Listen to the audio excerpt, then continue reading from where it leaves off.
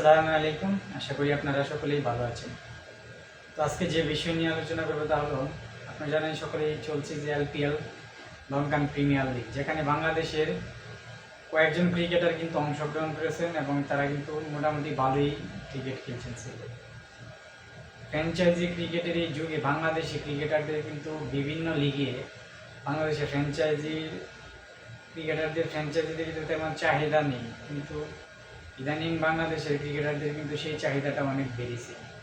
কেননা এবারে লঙ্কান প্রিমিয়ার লিগে বাংলাদেশের কয়েকজন ক্রিকেটারই খেলছেন। তার মধ্যে মেহেদী হাসান মিরাজ, তাওহিদ হৃদয়, সাকিব আল হাসান এবং হাসান মাহমুদ, নুরুল হাসান, সোহানরা খেলছেন। এখন কিন্তু লঙ্কান প্রিমিয়ার লিগে তাওহিদ হৃদয় কিন্তু খুব ভালো খেলছেন। বিশেষ করে তাওহিদ হৃদয়, নুরুল হাসান, সোহান, হাসান মাহমুদও কিন্তু 2-3 ম্যাচ যাই খেলেছেন, দুর্দান্ত বোলিং করেছেন। তো কালকে কিন্তু তাওহিদ হৃদয় শেষ ওভারে দুর্দান্ত একটি ফিনিশিং দিয়েছেন জাফনা কিংসের হয়ে। শেষ ওভারে কিন্তু তিনি 31 রান উঠিয়েছেন, মার মেরেছেন, এবং যেখানে কিন্তু একটি 4-এর মারও ছিল।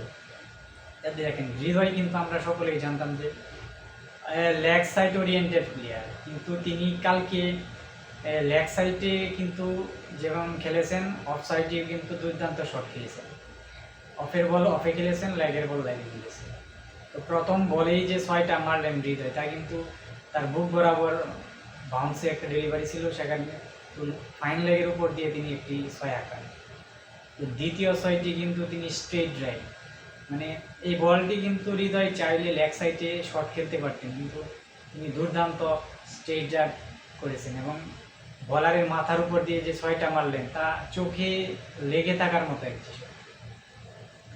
এবং তৃতীয় যে 6টি কালকে হৃদয় মারলেন, সেটা কিন্তু অফ স্টাম্পের প্রায় হোয়াইট বরাবর ইউকার লেন্থের ডেলিভারি ছিল, সেটাকে কিন্তু কাভারের উপর দিয়ে, মানে পয়েন্টের উপর দিয়ে সীমানার বাইরে পার করলেন।